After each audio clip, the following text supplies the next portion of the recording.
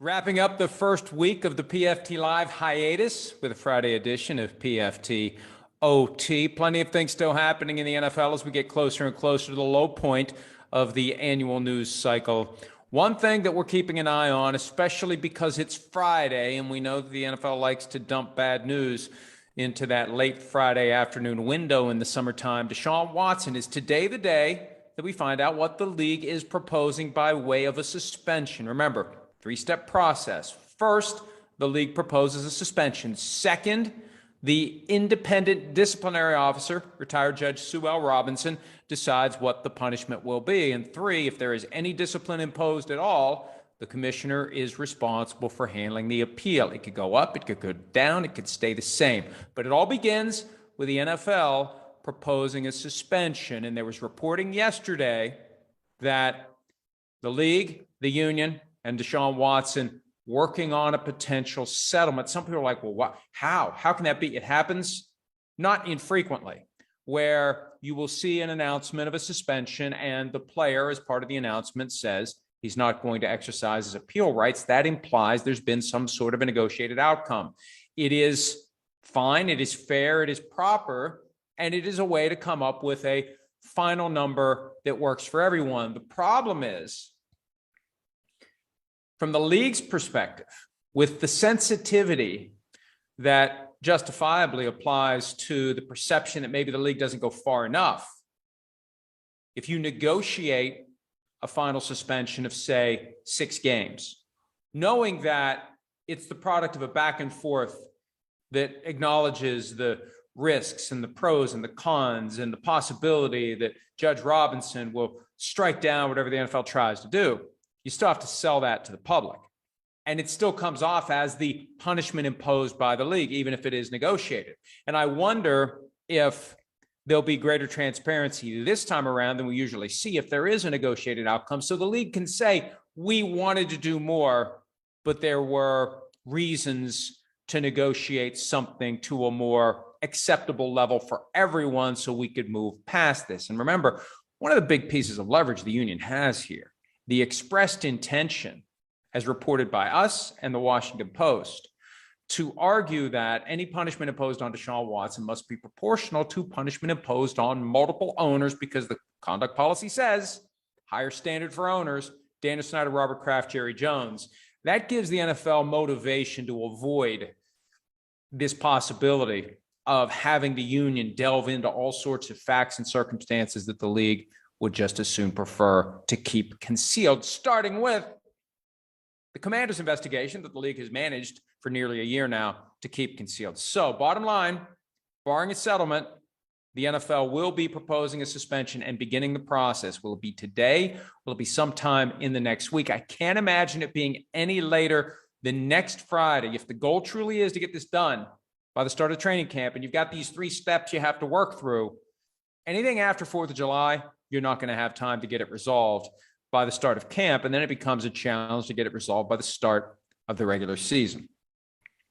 While we've been focused on Deshaun Watson, there's another high-profile player who is facing a suspension who doesn't get mentioned nearly as much as maybe he should. Again, it's because I believe of the ultra focus on the Watson case, and for good reason. 24 lawsuits, real questions about how much discipline will be imposed, allegations seemingly every day, developments at least every day in Deshaun Watson. But Alvin Kamara, who was involved in an incident in conjunction with the Pro Bowl in Las Vegas, arrested at the Pro Bowl after he was questioned by authorities, surveillance video apparently potentially in play, felony charges pending against Kamara for battery causing substantial bodily harm.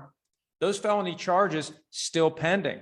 And if you look at the personal conduct policy, a felony charge often provides the basis for paid leave. Unresolved felony charges, we get toward an August 25 hearing in Kamara's case. Does he plead guilty and then walk into a potential, if not inevitable, unpaid suspension under the personal conduct policy? We reported last night that Kamara and his camp are bracing for a 6-game or more suspension. And that's really not earth-shattering, folks. If you look at the personal conduct policy, the baseline punishment for a battery conviction or guilty plea or no contest plea of the felony variety is 6 games. And there can be aggravating circumstances, including repeated blows, which apparently were part of this interaction between Alvin Kamara and the alleged victim. So this really isn't cutting edge Pulitzer Prize stuff. It's fairly obvious. And the truth is, Kamara's camp is indeed bracing for a 6-game suspension or more. And I know Alvin, and I like Alvin. We've interviewed him in the past. He had a reaction on Twitter. It's like, you are facing felony charges for battery causing substantial bodily harm. This really isn't some hot take that's pulled out of the air. There is a problem that needs to be dealt with in the criminal justice system before the court of Roger Goodell. And I'm told, and this isn't a surprise either, a civil lawsuit is coming on behalf of the individual who was injured during this alleged attack, with the lower standard, as we well know from the Deshaun Watson case and other cases. So Alvin Kamara's got a problem. The Saints have a problem. Will he be put on paid leave at the start of the season, or will he be facing an unpaid suspension when the season begins? I guess there's a chance the league just decides not to put him on paid leave while the criminal process goes forward. And typically the league likes to defer to the full criminal process before taking action.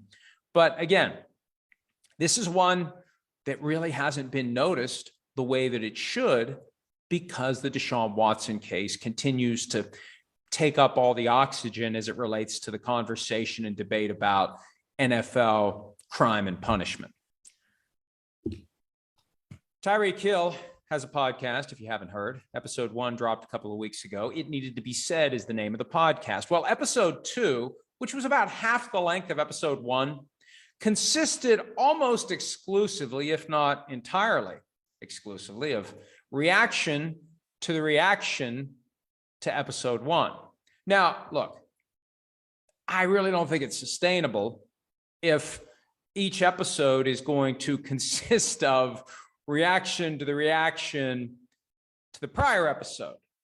And there was no new ground plowed in episode 2. I mean, at one point, Tyreek talked about the differences between his relationship with John Dorsey, who was the GM of the team when he was drafted, and Brett Veach, who was the GM when he was traded. But that's not going to make any big waves. The biggest stir was caused by Tyreek Hill saying he got death threats via social media. And I love it, he said. See, he wants to have the reaction. That's why they do it. That's why we do it from time to time. Look, we try to be very organic and authentic and not try to contrive anything. But when we have a real opinion or real information that we know is going to cause a stir, this is ultimately a business. You want people to pay attention to the things you say. That's why you're here. You got to distinguish yourself from all the other voices out there so people will devote some of their time and attention to what you're saying. And you have to accept the fact that sometimes you may say things that people will react to in a way that you don't like. And when that happens, you just have to deal with it. And if you're going to go on a podcast, the first episode of a brand new podcast, and say something as outlandish as Tua Tagovailoa throws the football more accurately than Patrick Mahomes, already one of the all-time greats at the quarterback position, you're going to have a reaction. And you'll want the reaction, but you also want to reserve the right to complain about the reaction. And that's what happened in episode 2 of It Needed to Be Said. And I wrote about this yesterday. And this is one of the things that I'm willing to say on this platform and take whatever reaction may come from it. Co-host Julius Collins knows exactly how to press the buttons on Tyreek Hill to get him to say things that will cause a stir. And then it's like, whoa, we're not taking any shots here. The shot's already been taken by the time they try to put the toothpaste back in the tube. It's just kind of comical because for those of us who create content and understand how it works, you see it and you know. Number one, this isn't sustainable. And number two, I really don't think it's in the best interest of Tyreek Hill. He's trying to build a new image and reputation. He's with a new team and all he's managing to do, frankly. And I'm not being a hater. I'm not saying shut up and play when I express my opinion. What he's doing is he's putting more pressure on the Dolphins to get him the football as often as he wants it, or otherwise they're going to have a problem, because we now know the Chiefs had a problem, even though Tyreek Hill didn't do anything about it publicly. If he gets 3 catches in a game at any point in 2022, we now know to ask reporters covering the team know to ask, you okay, Tyreek? You happy with your output today? You think they should be using you more? We now know that. He's flagged it as an issue. It's put more pressure on Tua Tagovailoa to throw the football more accurately than Patrick Mahomes does. And there's more pressure on Mike McDaniel, the coach of the team, to design the plays to showcase Tyreek Hill. So that's my opinion, and I'm entitled to express it. And I'm not being a hater, and I'm not saying shut up and play. Look, I like it. I like content. I like to have things in late June to react to and talk about. But I really do believe, and this is my opinion, that it's not in Tyreek Hill's interest to continue this podcast if it's just going to be saying something outlandish one episode, and then the next episode complaining about the way people reacted to what you said the last episode, when you know damn well how they're going to react. It's not a good idea. Although, as the owner and operator of a media outlet that covers the NFL, I appreciate it, and I hope it continues. At one point, it felt like the Deebo Samuel controversy was going to continue throughout the entire offseason. It was full boil until the draft came and went. After the draft, it died down. After the draft, Deebo Samuel started following the 49ers again on social media. Look, I think this was very simple. Deebo and his agent tried to finagle a trade pre-draft. It just didn't work. So now, love the one you're with. And George Kittle, who is currently conducting the Tight End University, I think today, Friday the 24th, is the last day of it. He was appearing on 95.7 The Game in San Francisco for a little interview there, and he said he expects some news in the next 3 weeks that Deebo is going to have a new contract. So for the guy who was done with the 49ers, it looks like he's going to sign up and be a member of the 49ers for years to come, and that's good for him. It's time for him to get his generational wealth. It's time for him to be paid what he deserves, and it's smart for the 49ers to keep him around. We see this trend now with receivers where you find a great one, you have to decide, am I going to pay him or am I going to move on and get what I can via trade with another team? And as it turned out, if there were trade talks, well, and we know there were, we know the Jets reportedly made an offer that just wasn't good enough. And I think the 49ers have acknowledged they didn't get anything nearly good enough. And on top of that, you have to give the player the kind of offer that he would accept. That leads us into our questions on this Friday, PFT OT. Neil watches PFT, and Neil asks questions on PFT OT. And this dovetails exactly with what we were just discussing with the receiver market, as crazy as it is. Could a team who is really good at scouting and developing receivers like the Steelers begin overdrafting at the position and trading away veterans to get a return on investment on their picks? Look, I don't see the Steelers doing things any differently than they do them. They're always looking for receivers in the mid to late rounds, and then they'll deal with a glut if they have a glut. And right now they've got Deontay Johnson and Chase Claypool. Deontay Johnson is due for a new contract or free agency next year or franchise tag. Chase Claypool is 1 year behind. It really reminds me of the situation they dealt with Mike Wallace and Antonio Brown a decade ago. They tried to do a deal with Mike Wallace. Mike Wallace didn't want what they were offering. They gave it to Antonio Brown, and Wallace left via free agency. And then the Steelers have that departure count toward potential compensatory draft picks. The other alternative is to trade one of these guys. And I said at one point in the offseason, after Devontae Adams was traded from the Packers to the Raiders, Packers should trade for Chase Claypool. And we heard Chase Claypool say this week that he knows he's a top 3 receiver in the NFL. And a lot of people scoffed at that. I think in the right offense, he could be a top 3 receiver in the NFL, where you have a quarterback who can take advantage of his ability to get open down the field. He's got a lot of Randy Moss qualities. We just haven't seen him showcased yet. And he's got a ton of confidence, obviously, and most great receivers do.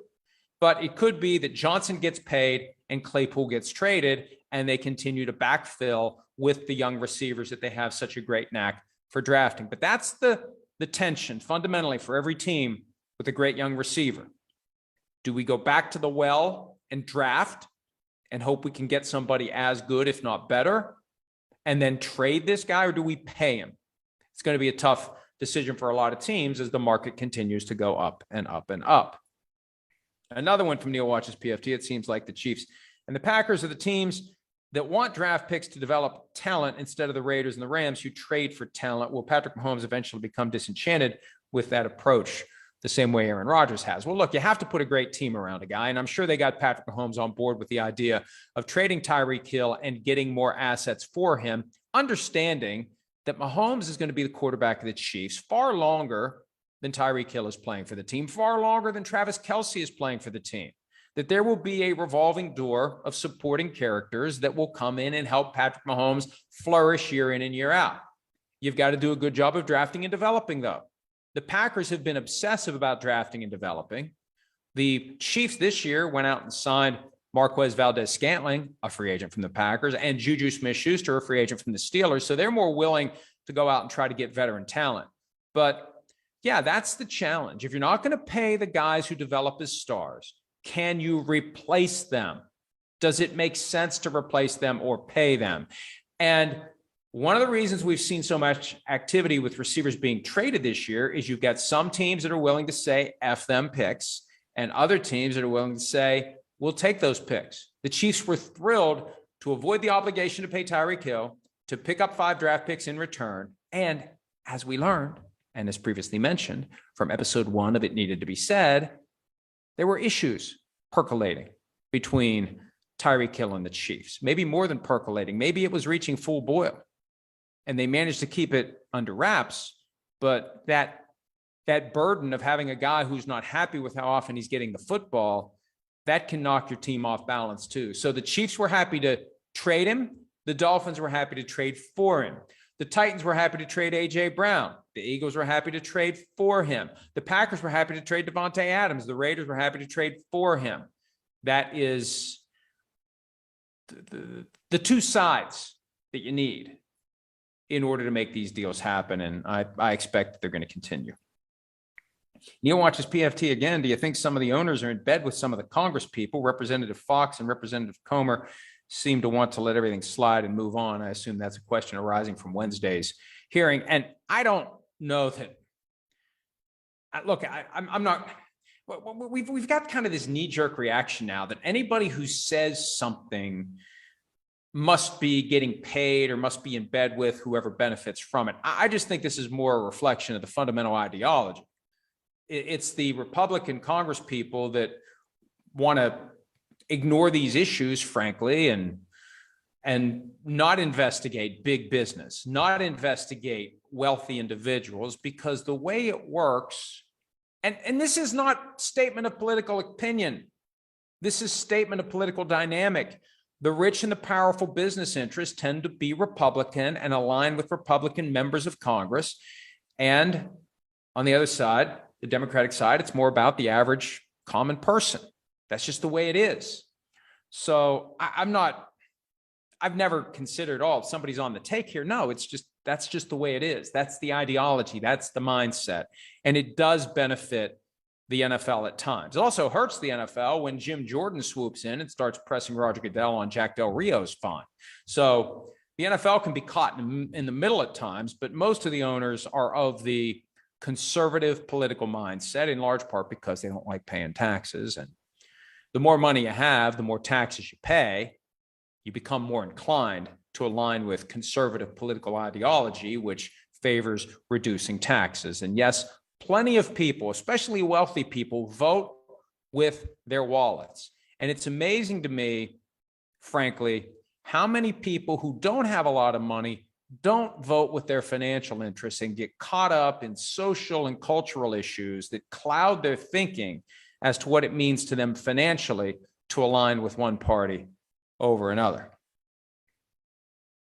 Another one from Neil Watches PFT. Snyder has been the biggest headline in the NFL mishandlings lately, but is there any update on either the Flores lawsuit or the pay per loss allegations? Well, the Brian Flores lawsuit will be caught up in this threshold question of whether or not it goes to the NFL's secret rigged kangaroo court. Motion was filed earlier this week to put the entire lawsuit in arbitration, not outside arbitration, but arbitration conducted by the National Football League. So that goes forward.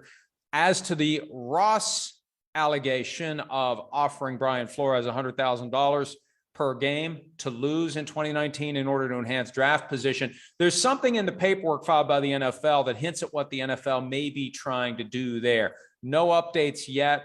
The investigation continues, conducted by Mary Jo White, who has gotten enough NFL work recently to cause me to opine. I'm not stating this as fact, but I believe, it's my opinion, that one of the reasons she keeps getting work from the NFL is she keeps telling the NFL what it wants to hear. So whatever the NFL wants the Stephen Ross outcome to be, chances are that's what the NFL is going to get. And even though I thought early on, after talking to some people in the know, that maybe Ross was in trouble, I think all of the dynamics taken together suggest that they're going to find a way to maybe tell us he was joking. He didn't really mean it. There's no credible evidence that there was a real offer made. It was never reduced to writing and signed by Stephen Ross or some BS like that if it comes to it.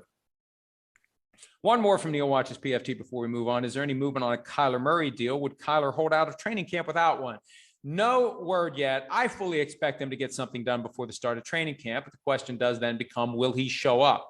Maybe we'll see a short holdout, but that would just be to get the final deal done. I think that just like with Deebo Samuel, effort to plant a flag on a potential trade before the draft. And I think once it didn't happen, I think that maybe Kyler Murray got a little dose of self-awareness, recognizing that there isn't going to be a long list of teams that line up to get him. I mean, the Broncos went for Russell Wilson. They didn't try to trade for Kyler Murray. They could have tried to trade for Kyler Murray. I don't think anybody really tried to trade for Kyler Murray. I think Murray just needs to do the best deal he can with the Arizona Cardinals and move on with his career, recognizing he's not going to get top of the market, but maybe trying to get toward where the top tier currently is, understanding that the top tier is going to continue to go north. Our good friend Pauline from the UK, London game premium tickets on sale this week. Are you coming to see your Vikings? Folks, we can't. We work on Sundays. We have to be in studio or in my home studio connected directly to Stamford, Connecticut for Football Night in America. Those games are played in London. They're not played at night, Eastern time. They're played in the afternoon, London time. So NBC doesn't have one of those games and never will have one of those games. So I'd love to come. It's going to have to be in the offseason at some point. I'm going to put getting a passport back on my list of things to do so Sims and I can come over there at some point and visit with. And it really is amazing to me how many loyal and rabid fans we have in the UK of PFT Live and increasingly of what we do at ProFootballTalk.com. And look, I mean this as a compliment. I feel like the fans in the UK are more passionate about what we do because they are more adept at seeing through the BS and they're not willing to just shake pom-poms and say everything is awesome, which plenty of media, frankly, who cover the NFL in the US tend to do, pandering to the powers that be, dumbing it all down for the purposes of a mass audience that doesn't want to know what's really going on and that happily is hypnotized by the glitz and the glitter and the glamour. The folks in the UK, they like it when the BS gets called because they're wired that way. So I don't know, maybe I do need to move there after all. Our good friend Leapers 500, could Archie Manning, when and if his time comes, be the person who says, I'm not going to be drafted by just anyone. I want to choose where I go and destroy the draft? Well, it wouldn't destroy the draft. He would just be the once every generation or so aberration who stands up and says, I'm not signing a contract with the team that takes me with the first overall pick. Now, he's got a long way to go before he's the first overall pick, obviously. He just made a verbal commitment to the University of Texas. He's not even in college yet. What kind of a player is he going to be? Will he be good enough to be regarded as a potential number one overall pick? But if he is, we know his uncle Eli did it under the cover that was provided by his father, Archie. Maybe grandpa will do it again, or dad will do it again and be the one to say he doesn't want to play for whichever team it is that holds the first pick that year. And this is explained in Playmakers. If you haven't gotten it yet, what are you waiting for? What are we waiting for? But Eli Manning had a visit to the Chargers in the 2004 pre-draft process. And he sensed the dysfunction that prevailed in the organization at the time. GM A.J. Smith, Coach Marty Schottenheimer, they didn't like each other. They didn't agree on how to manage the team, how to run the team, how to build the team. And Eli felt like there wasn't clarity, there wasn't unanimity on whether or not they even wanted him. So he didn't want to go there. Why be thrust into that situation? If the GM wants me, but the coach doesn't. Remember, they had Drew Brees at the time. They drafted Eli Manning and then traded for Phillip Rivers. But maybe Marty Schottenheimer wanted to ride with Drew Brees. Why does Eli want to be the part of that if he's got an option to go somewhere else? And he did. So I'm a firm believer that anyone who has the leverage, who isn't happy with the team that is sufficiently bad to earn the first overall pick, that I don't want to go be part of that team, I'm a firm believer you should make your power play. The problem is the fans get all mad and indignant. You wouldn't get mad and indignant if it was your son, your brother, your cousin, your nephew, your friend, your client, whoever. But they get mad at anybody who upsets the apple cart. We got to respect the draft. It's an honor and a privilege. So I think there should be somebody every year who's willing to do it, the guy who is regarded as the top prospect. And if in a given year, the team that holds that first overall pick really isn't attractive to the kid who's destined to be the first overall pick, I say go for it. But we know that the Manning family has been willing to do it, and it worked out well for Eli. So I wouldn't rule it out for Arch. Carl has a question also about Arch Manning. With his NIL value projected to be several million per year, we may soon see, or we soon may see top-tier college quarterbacks pulling in $3 to $5 million in NIL money, where top guys may soon make more per year from NIL than what first-round picks take. Does the NFL need to rework, my eyes aren't very good today, rework the rookie wage scale? No. Look, I think the NFL kind of likes the idea that guys will stay in school a little bit longer. That placates the football coaches at the college level, because again, college football is the NFL's free farm system. Stay in school. The NFL always pushes that. Stay in school, stay in school, stay in school. So if you stay in school and get paid, fine. Then you make the jump to the NFL. The NFL still pays what it pays. And if you're making big money, NIL as a college player, then you're probably going to make big marketing money when you come to the National Football League. So I don't see anything changing in that regard. And I think the NFL likes the fact that the ability of players to make money from their name, image, and likeness at the college level will indeed cause them to maybe stick around school a little bit longer. Okay. Jake McCain wants me to post a link on Twitter when it's up. Having a hard time finding these on the site. I will indeed post today's show up there. I've got to run, so we're going to wrap this up here pretty quickly. Tom Marshall, A-Red Zona UK. Will we see Gronk back playing before or after Thanksgiving? That's a great question. Look, I really do think money is at the core of this decision by Gronk to retire. I think he doesn't want to play for 8, 9, 10 million. I think he should at least get 15 million, given what receivers are now making. And I think he probably thinks that, and he knows he can't say it. I know I said that earlier this week. Still believe it now. Nothing's changed over the last couple of days. I will say after Thanksgiving. Put me down for after Thanksgiving. And because he's a free agent, there's no deadline on when he needs to return. He can sign with anyone at any time. Everett M., who will have fewer excuses if they perform poorly, Tua or Zach Wilson? I think it's definitely Tua. I think it's no excuses for Tua. With Zach Wilson, it's still too soon to really put the pressure on him and say maybe he's not going to be the guy. He gets at least another year. For Tua, this is it. Up or out. And the Dolphins, if Tua doesn't get it done this year, will be the most attractive destination for a veteran quarterback who is looking around for places to play next year, starting with Tom Brady, maybe continuing with Lamar Jackson and whoever else may be thinking about a new team for 2023, because they already have all the pieces in place. The biggest question mark is what Tua is going to do. At Burn Unit, what's your guess on how much Deshaun Watson has spent on legal fees for a high-profile lawyer like Rusty Hardin? I was asked this yesterday on 95 or 97.5, the game in Houston. And I don't want to guess at a number, but I would say if I were setting the over-under and as the house hoping to make equal bets, so I make the VIG and, the house always wins, I'd go 2.95 million as the over-under in legal fees so far by Deshaun Watson. Because I think that would be a number that would get just enough people bet the under and just enough bet the over. But that would be my over-under is 2.95 million. Last one.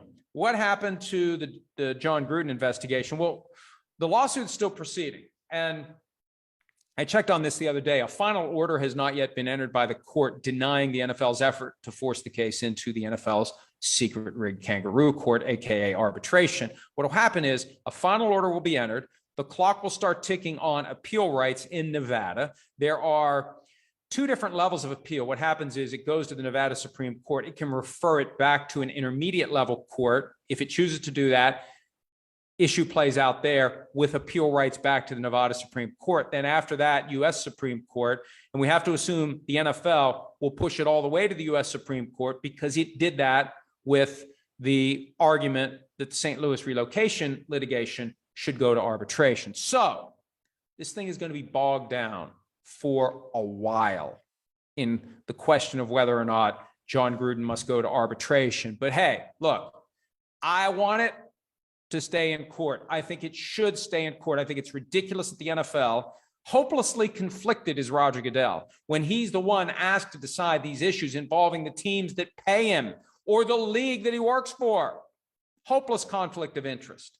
No way to get a fair shake if you are the John Gruden out there who is looking for justice. So I hope it stays in open court. That way also we get to find out who ordered the code red, who leaked the emails that took out John Gruden. And again, John Gruden got what he deserved. It was untenable for him to continue. But the way that it happened, that can also be wrong. It's possible that both things are true. That Gruden got what he deserved, but he didn't deserve it the way that he got it.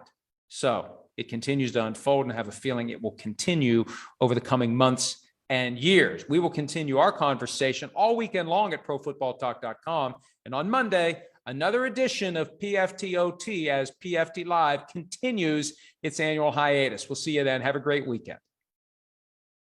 Hi, I'm Mike Tirico, and thanks for watching.